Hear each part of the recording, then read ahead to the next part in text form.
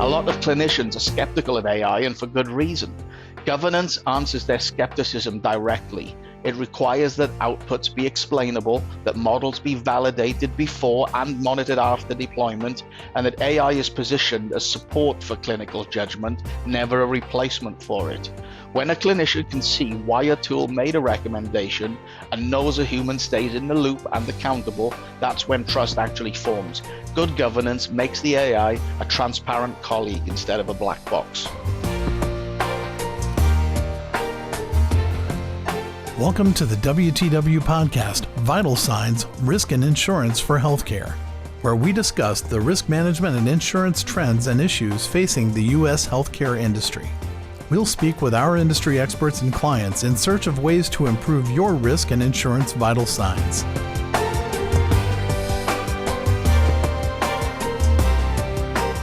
Welcome to the WTW Willis Vital Signs podcast program, and to our audience, thank you for joining. My name is Joan Picaro, and I'm the Senior Vice President of Risk Services for WTW Healthcare. This particular series is called the AI Project, What Risk Managers Need to Know.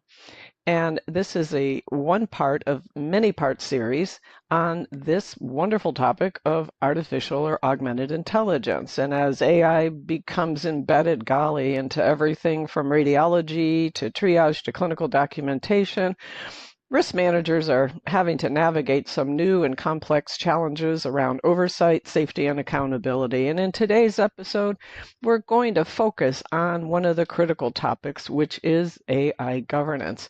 And I'm very fortunate today to have two guests with me, and I'm going to ask that they each introduce themselves. So, Jonathan, let's start with you.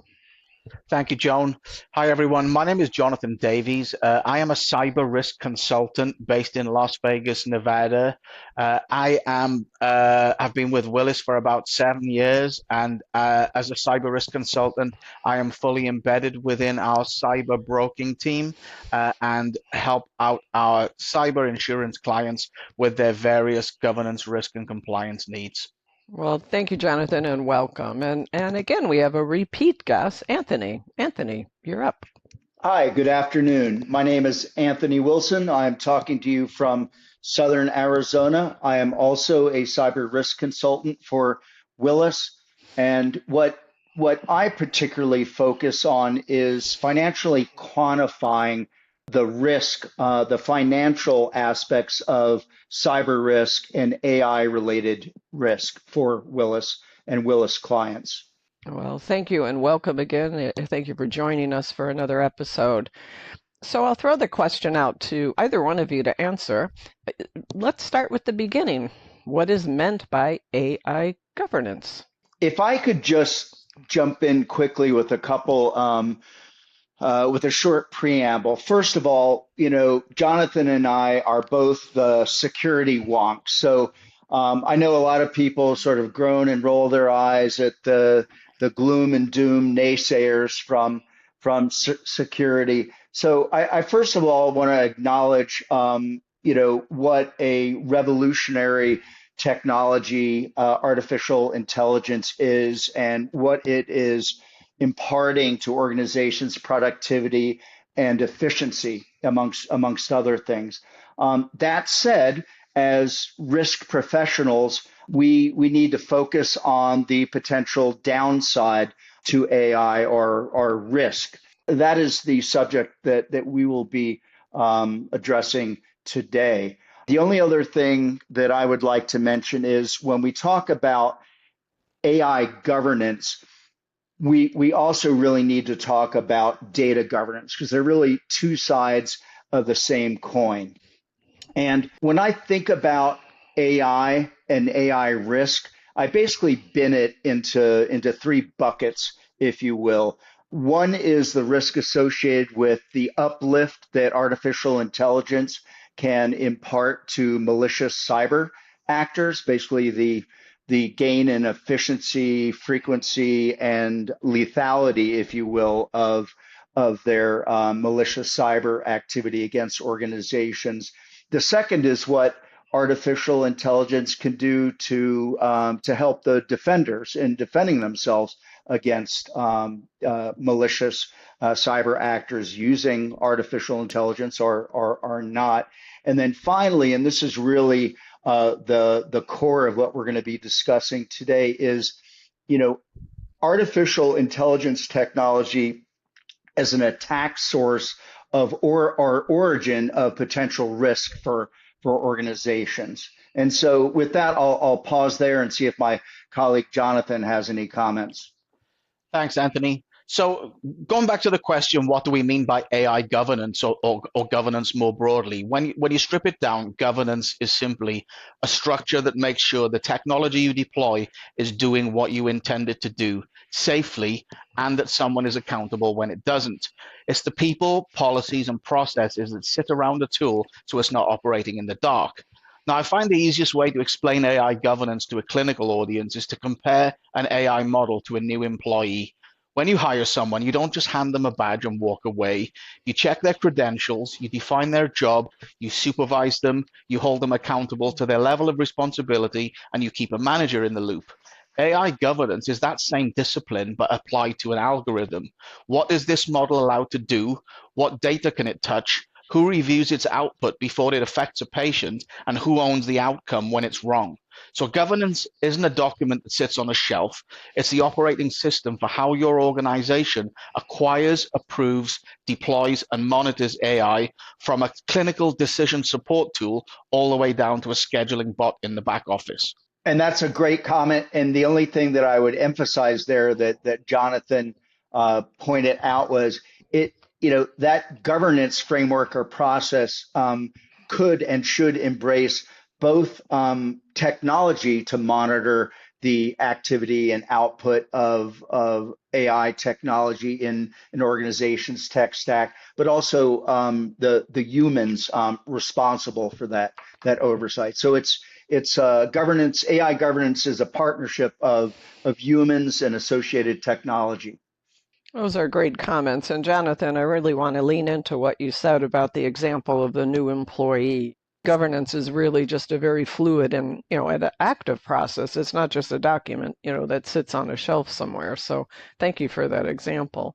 I'm pushed to thinking, if in the act of omission, if you don't have such a program, what's the risks associated with operating your AI models without a formal governance structure?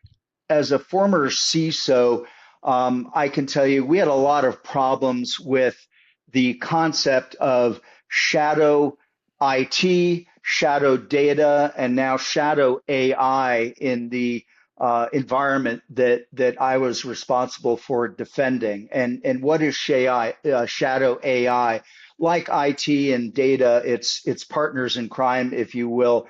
It's ungoverned, unsanctioned, unapproved technology operating your environment, most likely with the best of intentions by an employee, but which may increase the risk to the organization of unintentional data leakage, as well as a myriad of other potential problems that AI models could have, such as model drift, hallucinatory behavior, biases, or even unethical behavior. I'll pause there if Jonathan has comments.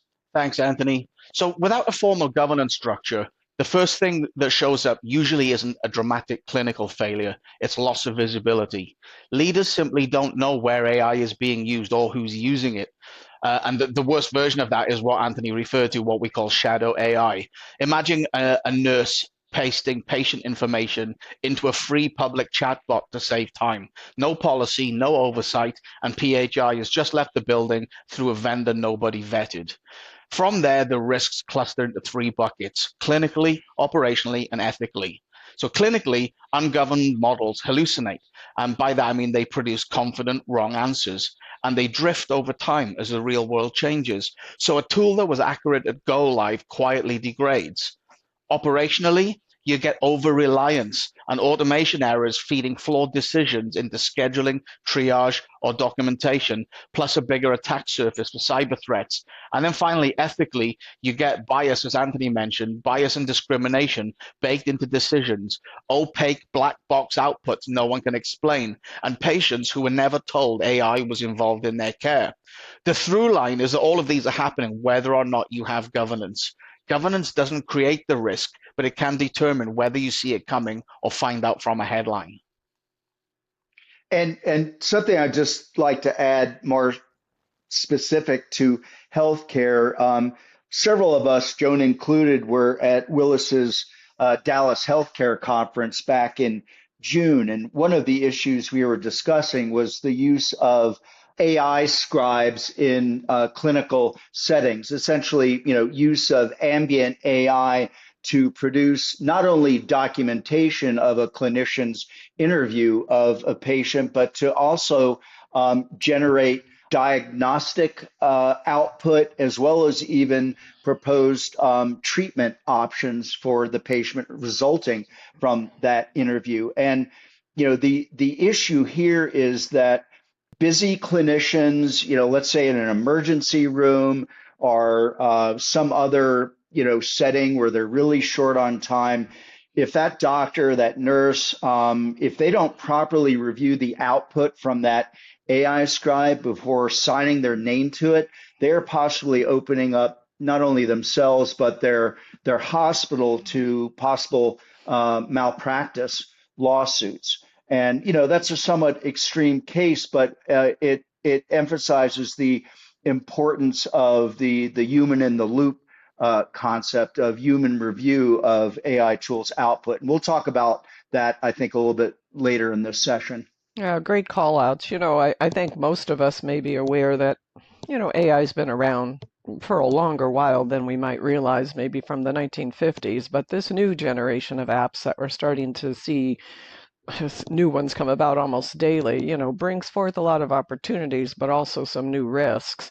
And I think we're still maybe early enough days where there's certain novelty of the applications, and it's going to be really important to keep those guardrails in place, which, leads me to the question on, what makes this a little more challenging, maybe a little worse for healthcare? What's the risk of ungoverned AI? Well, in essence, it's due to the fact that the healthcare industry, particularly healthcare providers, exists in a highly regulated industry due to the sensitivity of the personal health information that they're handling for their patients, but also the Department of Health and Human Services, the HIPAA Act. And other legal frameworks that provide regulatory oversight of the healthcare industry, in particular, with a focus on protecting patient personal health information, or PHI. There's also the fact, and I alluded to this in the last question, which is that the healthcare industry is not just handling the production of widgets. They're going to be put in a box and mailed off to a customer somewhere. The outputs potentially from AI tools can directly affect the healthcare safety and welfare of patients. And so essentially the stakes for the healthcare industry are much higher than almost any other industry. I agree with Anthony 100%. I mean, on the stakes, in most industries, a bad AI output is an inconvenience, whereas in healthcare, it can be a misdiagnosis, a delayed dose, or a safety event. And the data is the most sensitive there is. We've watched third-party disruptions like the Change Healthcare and Synovus attacks cascade across hundreds of providers, and the Ascension ransomware event take electronic medical records offline for weeks. Now, AI sits right on top of that already fragile, highly connected environment and adds new failure modes like hallucinations, model drift, and data poisoning. Anthony's absolutely right on the regulation and liability web you're sitting in. This is where healthcare is genuinely unique because you already have HIPAA, FDA oversight of software as a medical device, and now AI-specific transparency rules layered on top. Federally, the ONC's health IT transparency requirements push disclosure of how predictive decision support tools work, though the exact federal expectations are actively shifting right now, which tells you how fast this is moving. Now, states like Colorado, California, and Texas are moving on AI, and the EU AI Act treats most clinical AI as high risk with GDPR scale penalties. Then there's third party liability. Most of your AI arrives through vendors, and a model trained on data of unknown origin or a vendor that quietly changes its model can hand you the liability while you have the least visibility. You can outsource the tool, but you can't outsource the accountability to your patient. That's an excellent call out. And I know in a future episode, we're going to just really lean into the idea of contracting with third party vendors because that does present a whole another avenue of concerns. But, looking ahead a little bit, what elements really make for good governance? What parts and pieces do we need to look at? If I can jump in there, for me, primarily good governance is visible and it's cross-functional. It consists of the following few things working together. First, a standing AI governance committee that is genuinely multidisciplinary, not just IT. You want the CIO and CISO at the table, but also a clinical leader, risk management, legal, compliance, HR, and someone who owns the data. Secondly, an inventory, a living list of every AI tool in use, whether it's homegrown or from a vendor, what data it touches, and what it's used for. You can't govern what you can't see. And then third, clear guardrails, an acceptable use policy that says which tools are approved, what data may never go into an AI system, and where a human has to review the output before it reaches a patient. And critically for this audience, good governance is what earns clinician trust. A lot of clinicians are skeptical of AI, and for good reason. Governance answers their skepticism directly. It requires that outputs be explainable, that models be validated before and monitored after deployment, and that AI is positioned as support for clinical judgment, never a replacement for it. When a clinician can see why a tool made a recommendation and knows a human stays in the loop and accountable, that's when trust actually forms. Good governance makes the AI a transparent colleague instead of a black box. Yeah, and something else I'd add here, and I completely agree with Jonathan's comments. Something that I've been personally tracking a bit I recognize the supreme importance of that, AI or, advanced technology committee, whatever the organization calls it, multidisciplinary, even organizations' appointment of a chief AI officer, as I've seen in some companies and public sector organizations. But there's a growing number of technical solutions for I wouldn't say they're not necessarily AI governance, but they serve that element that Jonathan referred to of providing information, transparency, and insight into how the various components of an AI stack in an organization's environment are operating, whether they're operating within acceptable, governance, risk, and compliance standards or not. They're designed to create greater observability, monitoring of the AI models, performance, security, even, and also from a data loss or DLP perspective. A couple other elements, the whole process, to use an IT term, identity access management, has grown, increasingly complicated in recent years with the number of non-human identities that IT departments and their IAM or identity access management systems have to monitor, credentialize, authenticate, and authorize for access to different data sets. And you've got everything from API tokens to chat bots to you name it. There's just a vast number of different non-human identities. Well, AI tools, AI technology is just increasing the number of non-human identities in an organization's environment.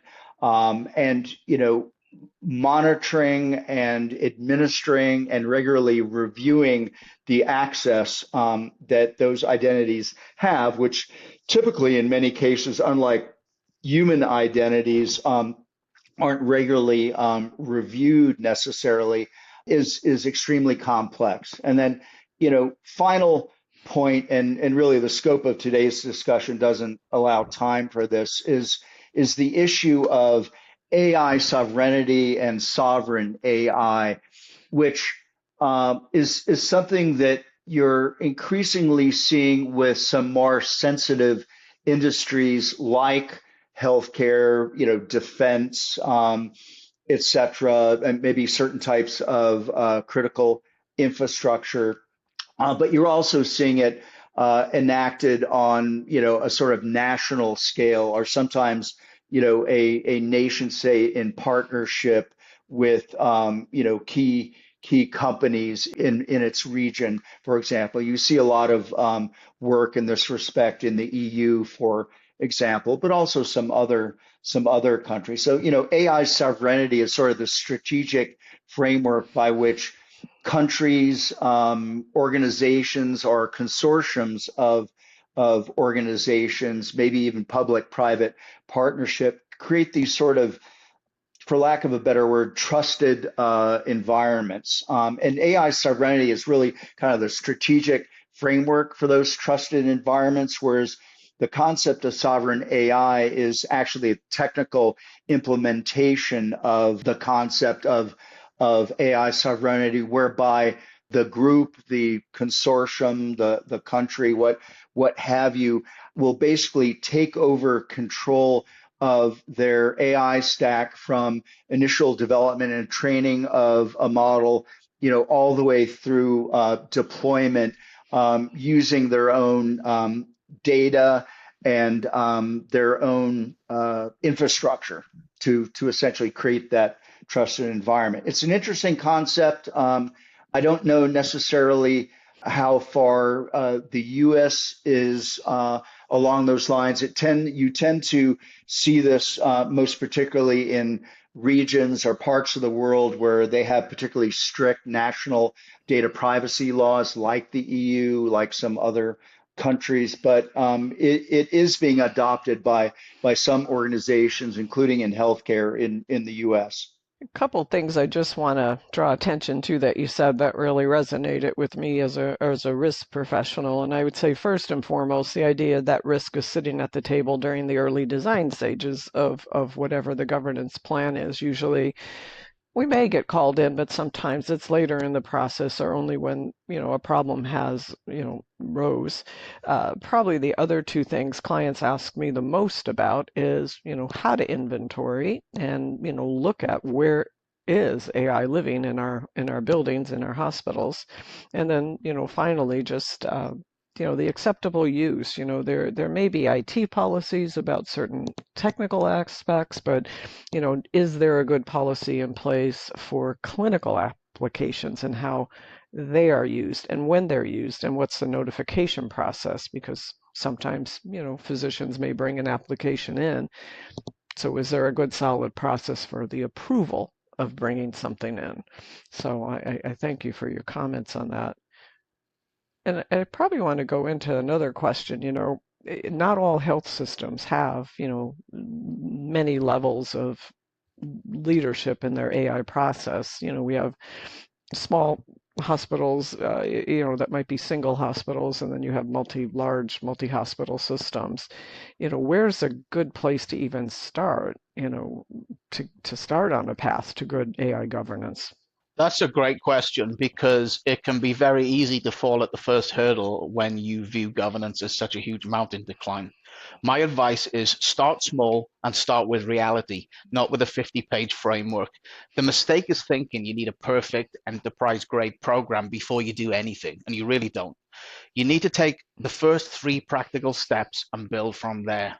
So, step one, find out where AI already is. Inventory it, survey your departments, ask your vendors point blank whether their products now use AI, and you usually discover it's already in more places than leadership first realized.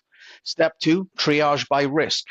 A model that influences diagnosis or dosing is in a completely different category to one that drafts a meeting summary. Govern the high-risk patient-facing uses first and don't burn energy over controlling the harmless ones.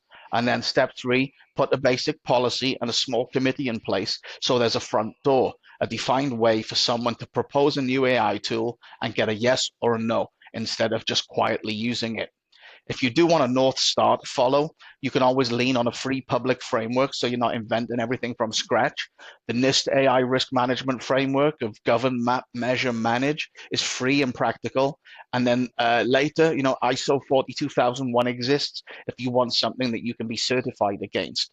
The point of starting this way is that it's scalable. A five-person committee meeting monthly with a one-page intake form is a legitimate governance program. You mature it over time rather than just waiting for perfect. Anthony? Sure. No, all good points, Jonathan. Something that you mentioned earlier, but I can't also emphasize enough is that, whether it's your, AI committee or some organizations call it that maybe their advanced technology committee, because like it or not, quantum is looming out there, subject of a future podcast, no doubt. But, it's important that leadership attend those calls regularly, that it not become an excuse for them to duck out and leave it to the mid-level IT person. The saddest thing I ever heard from the CEO of a company once when asked about a cybersecurity program was, "Oh, I've got somebody in IT that handles that for me." Oh, okay, that's going to turn out well. So, setting the example, showing leadership's emphasis and concern about this issue by being present in those meetings is absolutely a good place to start. We're thinking about, if you could just mention just maybe one or two best practices for organizations to follow, what would you suggest? I don't know if I could do one or two, but I can give you a handful. And you stop me when you've had enough. So, firstly, good data governance, as Anthony mentioned at the start of the recording. AI is only as trustworthy as the data under it. Clean, well-governed data is the precursor to every successful AI deployment. Get the foundation right before you scale models on top of it. Next, we've mentioned this a few times, keep a living AI inventory and risk register. Know every model, its source, its data, and its risk tier. Treat it as a living document rather than a one-time audit. Make the committee multidisciplinary and give it a real cadence. Clinical, risk, legal, compliance, HR, security, and data meeting at least monthly, with decisions published in a known place so the organization can see what's been approved and why. I mentioned before, validate before and monitor after deployment. By testing models before deployment, also keep watching for drift and bias afterward, because a model that was safe at go live can quietly degrade over time. We also talked about keep a human in the loop for anything patient facing, always requiring human review of AI output before it affects care, and demand explainability so clinicians can interrogate a recommendation. Anthony talked about shadow AI earlier. Tackle that head on. Give people an enforceable, acceptable use policy plus approved safe tools. If you only ban things without offering a sanctioned alternative, people will route around you. Extend governance to your vendors, really important. Most healthcare AI arrives through third parties, so bake AI specific due diligence, contract terms on data use and accountability, and ongoing monitoring into your vendor management processes.